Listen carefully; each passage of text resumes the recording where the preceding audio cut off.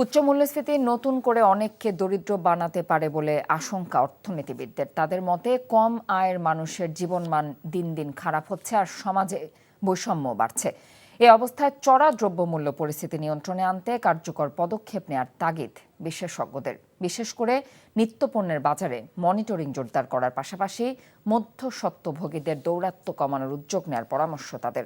হাসানুল শাওনের report.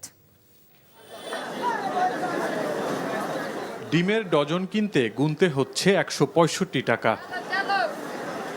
১ KG আলুর দাম তো অনেকদিন ধরেই ৬০ টাকা। পেঁয়াজের কেজিও ১১০ টাকা। এছাড়া বাজারে এখন চাল, তেল, সবজি, মাছ এবং মাংসসহ বেশিরভাগ নিত্যপণ্যের দামই চড়া, যা উস্কে দিচ্ছে মূল্যস্ফীতিকে। সামগ্রিকভাবে এর প্রভাব পড়ছে মধ্যবিত্ত ও নিম্নবিত্তের জীবনে। নিম্নবিত্ত যারা, তারা একটু সমস্যার মধ্যে পড়তেছে। প্রতিদিন সব কিছুর দামই বাড়তেছে।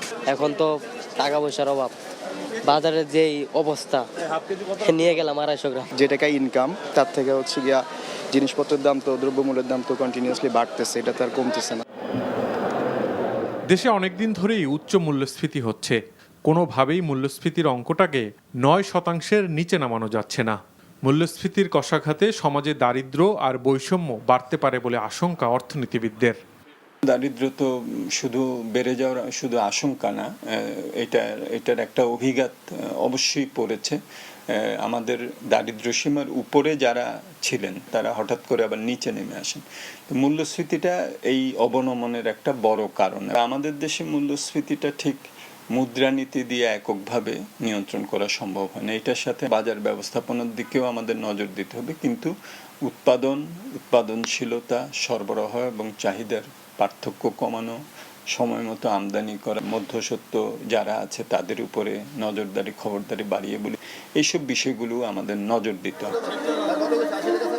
নিত্যপণ্যের বাজারে সিন্ডিকেট বা মধ্যস্বত্বভোগীদের দৌরাত্ম্যের অভিযোগ দীর্ঘদিনের। এছাড়া সড়ক এবং বাজারগুলোতে আছে চাঁদাবাজি। দ্রব্যমূল্যকে উস্কে দেয়া এসব বিষয় কমিয়ে আনার পাশাপাশি সঠিক বাজার ব্যবস্থাপনা নিশ্চিতে কার্যকর উদ্যোগ নেয়ার তাগিদ বিশেষজ্ঞদের। এই চাঁদাবাজির কারণে কিন্তু বিশেষ করে লোকাল সাপ্লাই চেইনে বিজনেস পিপলদেরকে কিন্তু প্রচুর খরচ করতে হয় এবং তার ফল কিন্তু আলটিমেটলি বিয়ার করতে হয় সাধারণ মানুষকে। বাজারে সাপ্লাই চেইনের কথা আমরা বলি, বিশেষ করে মানে ট্রান্সপোর্টেশন কস্ট যদি কমানো যায়, জ্বালানি দ্রব্যের মূল্য যদি কমানো যায়, তাহলে কিন্তু ইনফ্লেশন আস্তে আস্তে কমে আসবে। এছাড়া কম আয়ের মানুষের জন্য সরকারের সহযোগিতা কর্মসূচিগুলোর আওতা আরও বাড়ানোর তাগিদ অর্থনীতিবিদদের। Hasanul Shaon, NTV news, Dhaka. টানা বৃষ্টি ও পাহাড়ি ঢলে আকস্মিক বন্যায় প্লাবিত হচ্ছে শেরপুরের নতুন নতুন এলাকা। ডুবে গেছে ২ শতাধিক গ্রাম। ৩ উপজেলায় পানিবন্দী অর্ধ লক্ষাধিক মানুষ। গত দুদিনে পানিতে ডুবে শেরপুরে ৫ জনের মৃত্যু হয়েছে। অন্যদিকে বন্যায় ময়মনসিংহে প্লাবিত হয়েছে অর্ধ শতাধিক গ্রাম। শেরপুরের ঝিনাইগাতির মহারশী নদীর বাঁধের ৪টি স্থানে ও নালিতাবাড়ির চিল্লাখালীর নদীর বাঁধের ২টি স্থানে ভাঙন দেখা দেয়। বাঁধ ভেঙে গেছে ভোগাই নদীর কয়েকটি স্থানে। পানি ঢুকে পড়েছে নালিতাবাড়ি, ঝিনাইগাতি, নকলা, শ্রী বড়দি এবং শেরপুর সদরের ৪০টি ইউনিয়নের ২ শতাধিক গ্রামে। পানিবন্দী হাজার হাজার মানুষ। তলিয়ে গেছে রাস্তাঘাট, ফসলি ক্ষেত। অনেক স্থানে ধসে ও ভেসে গেছে ঘরবাড়ি। পানি উঠেছে বিভিন্ন শিক্ষা প্রতিষ্ঠানেও। বিচ্ছিন্ন রয়েছে আঞ্চলিক সড়ক যোগাযোগ। এসব এলাকায় কিছু আশ্রয়কেন্দ্র খোলা হলেও তা পর্যাপ্ত নয় বলে জানিয়েছেন স্থানীয়রা। প্রান্তিক অঞ্চলগুলোতে এখনও পৌঁছায়নি পর্যাপ্ত ত্রাণ সহায়তা। অন্যদিকে ময়মনসিংহের ধোবাউড়ায় টানা বৃষ্টি ও পাহাড়ি ঢলে নেতাই নদের বেশ কয়েকটি জায়গায় বাঁধ ভেঙে উপজেলার অন্তত ৫০টি গ্রাম প্লাবিত হয়েছে। পাহাড়ি ঢলে অন্তত ২০,০০০ মানুষ পানিবন্দী। সেনা সদর নির্বাচনী পর্ষদ এসবি ২০২৪-এর প্রথম পর্বের উদ্বোধন করেছেন অন্তর্বর্তীকালীন সরকারের প্রধান উপদেষ্টা অধ্যাপক ডক্টর মোহাম্মদ ইউনুস। সকালে ঢাকা সেনানিবাসের সেনা সদর কনফারেন্স হলে প্রধান উপদেষ্টা ডক্টর মোহাম্মদ ইউনুস পৌঁছালে তাকে স্বাগত জানান সেনাপ্রধান ওয়াকারুজ্জামান। পরে সেনা সদর নির্বাচনী পর্ষদ এসবি ২০২৪-এর প্রথম পর্বের উদ্বোধন করেন প্রধান উপদেষ্টা। মাঠ পর্যায়ে জনগণের সেবায় সেনাবাহিনী কাজ করায় প্রশংসা করেন প্রধান উপদেষ্টা। সামগ্রিক উন্নয়ন ও আধুনিকায়নের মাধ্যমে সেনাবাহিনীকে শক্তিশালী যুগোপযোগী বাহিনী হিসেবে গড়ে তোলার অঙ্গীকার ব্যক্ত করেন প্রধান উপদেষ্টা ডক্টর মোহাম্মদ ইউনুস।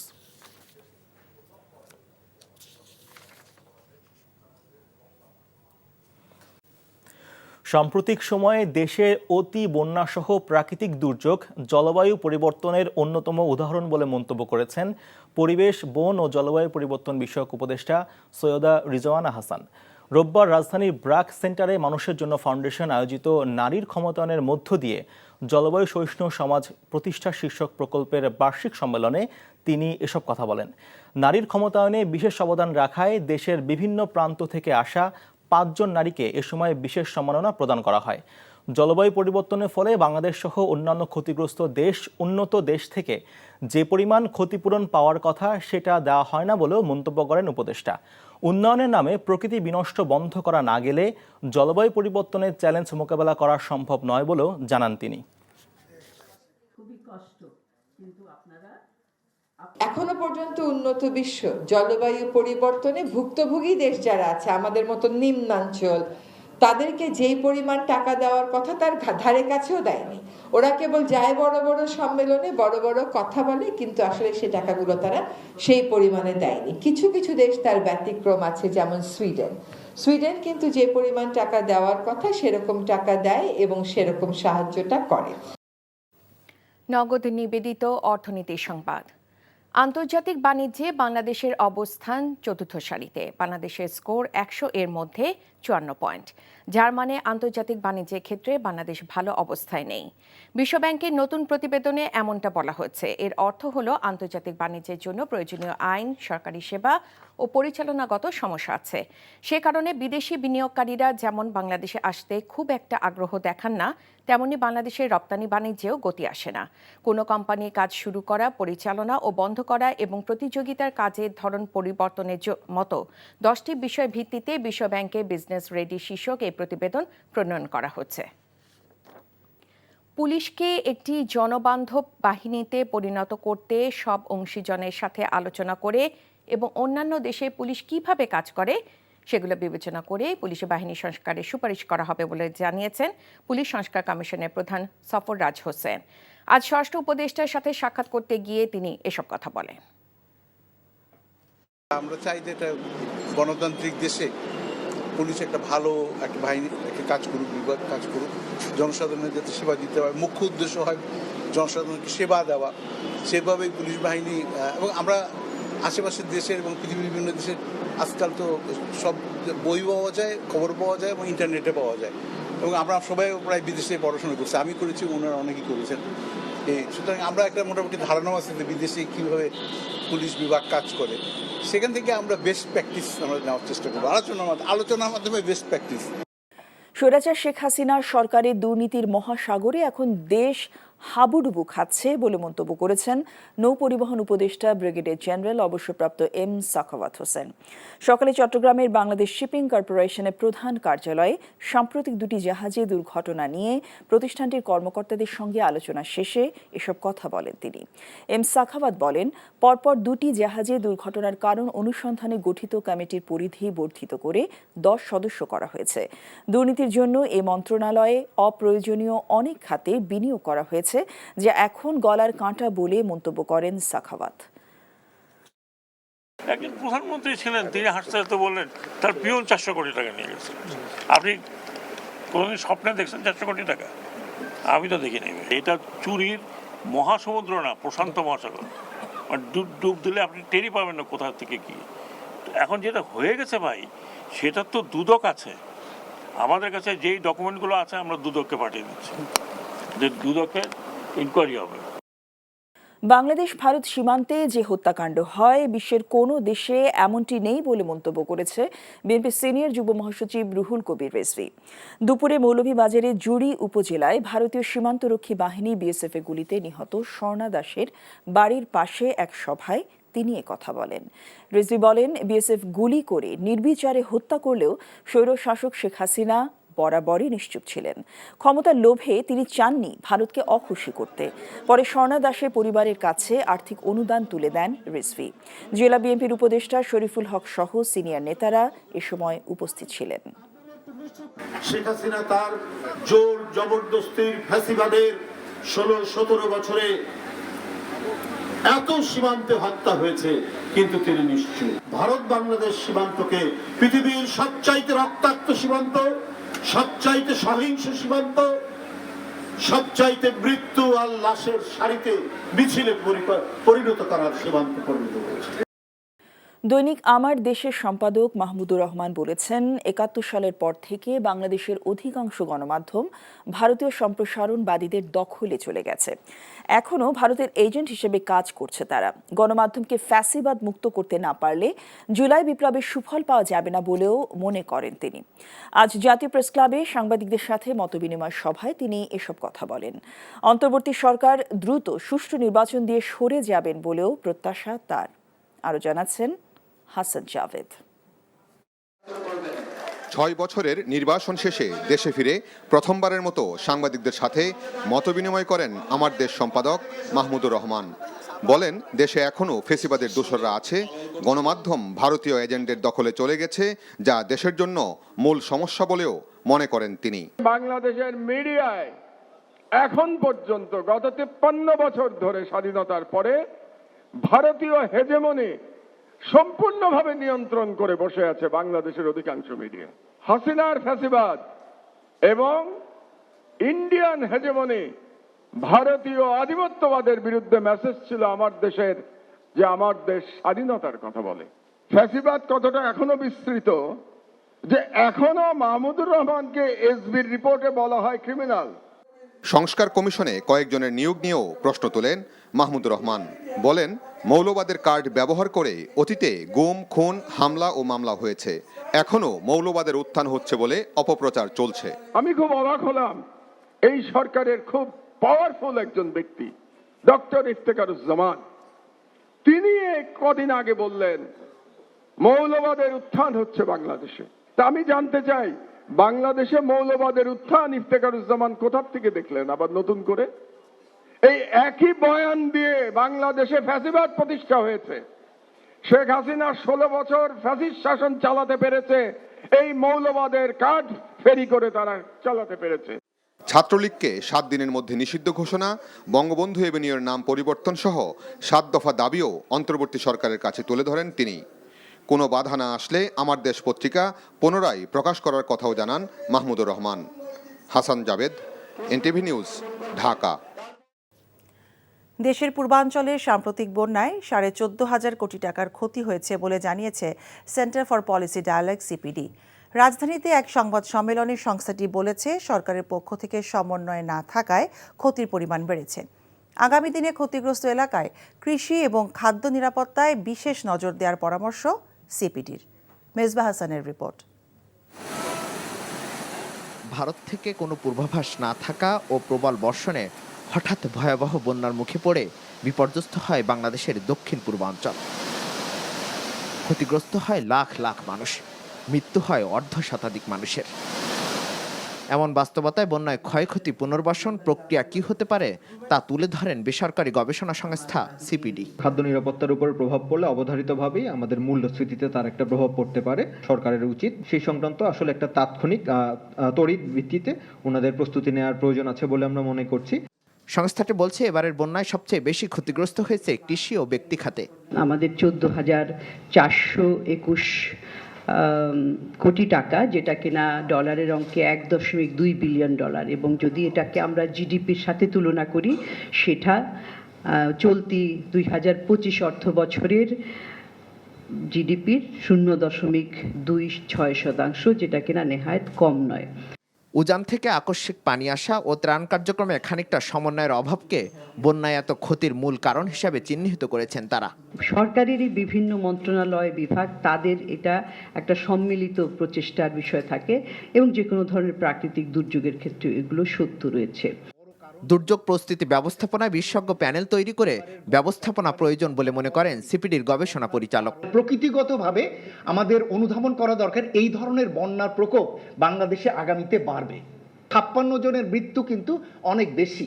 সুতরাং আগামী দিনে একটা বড় ইন্ডিকেটর হবে এমন সিস্টেম করা যাতে ক্ষয়ক্ষতি হোক কিন্তু মৃত্যু ঝুঁকি যাতে আরো কমিয়ে আনা যায়, এরকম ধরনের সিস্টেম আমাদেরকে চিন্তা করতে হবে। দেশে এমন দুর্যোগ বারবার আসতে পারে জানিয়ে আগেভাগেই প্রস্তুতি নেওয়ার তাগিদ দেন সিপিডির বিশেষজ্ঞরা। Misbah Hasan, NTV news, Dhaka. আসন্ন দুর্গাপূজাকে ঘিরে নাশকতার কোনো শঙ্কা নেই। পূজা উদযাপন নির্বিঘ্ন করতে সব ধরনের ব্যবস্থা নেওয়া হয়েছে বলে জানিয়েছেন স্বরাষ্ট্র উপদেষ্টা অবসরপ্রাপ্ত লেফটেন্যান্ট জেনারেল জাহাঙ্গীর আলম।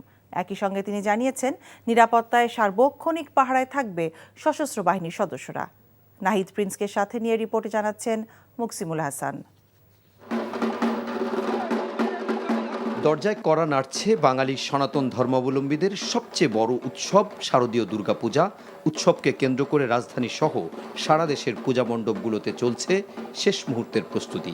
বেশিরভাগ জায়গায় প্রতিমা গড়ার কাজ শেষ, চলছে সাজসজ্জার খুঁটিনাটি কাজ। তবে কয়েকটি জেলার কিছু পূজা মণ্ডপকে কেন্দ্র করে পরিস্থিতি ঘোলাটে করতে উস্কানি আর নাশকতার আশঙ্কা থেকে তা প্রতিহত করার উদ্যোগের কথা জানান আয়োজকরা। এদেশের প্রধানমন্ত্রী পালিয়ে গিয়েছে ভারতে, সব পেতাত্তা তো এই দেশ ছেড়ে পালাতে পারিনি, কিছু রয়ে গেছে। এরা মানুষের কাছে প্রকাশ করতে চায় যে সাম্প্রদায়িক দাঙ্গা। আমি তাই বলবো যে ভারত থেকে যেটা দিচ্ছে ওটা ওদের স্বভাবই মধুবল্লা চাকে ঢিল মারা। আমরা যখন মারবো তারা আবার পালানোর পথও পাবে না। এদিকে পরিস্থিতি ঘোলাটে করতে যারা প্রতিমা ভাঙচুর করছে তাদের দ্রুত বিচারের আওতায় আনার নির্দেশ দিয়েছেন স্বরাষ্ট্র উপদেষ্টা। এই অপকর্মের সাথে যারা জড়িত তারা অবশ্যই বিচারের সম্মুখীন হবে। এটার সাথে যারাই জড়িত সবাই বিচারের সম্মুখীন হতে হবে। আমরা সবারই বিচারটা এনশিওর করার চেষ্টা করব। এরই মধ্যে দুর্গাপূজাকে নির্বিঘ্ন করতে দেশের সব জেলার ডিসিএসপিকে 8 দফা নির্দেশনা দেওয়া হয়েছে বলেও জানান তিনি। পূজা যেন নির্বিঘ্নে হতে পারে এই জন্য আপনাদের সবারই সাহায্য এবং সহযোগিতা দরকার। এই পূজা উদযাপনের জন্য আমরা সেনাবাহিনীকেও মোতায়েন করেছি, নৌবাহিনীকেও মোতায়েন করা হয়েছে, বিমান বাহিনীকেও মোতায়েন করা হয়েছে। এবার এই জন্য আপনারা কোথাও কোনো ধরনের বাধা বিপত্তি আপনারা ফেস করবেন না। প্লাস আমরা এনটিএনসির মাধ্যমে যেন কোথাও কোনো কিছু হলে যেন সাথে সাথে খবর পৌঁছে যায় ওই ব্যবস্থা তো আমরা করেছি। সব ধরনের উস্কানির বিরুদ্ধে সত্য ঘটনা তুলে ধরতে গণমাধ্যমকে সজাগ থাকার আহ্বান জানান স্বরাষ্ট্র উপদেষ্টা। Muksimul Hasan, NTV news, Dhaka. বাংলাদেশে নেইমার ভক্তদের জন্য সুখবর।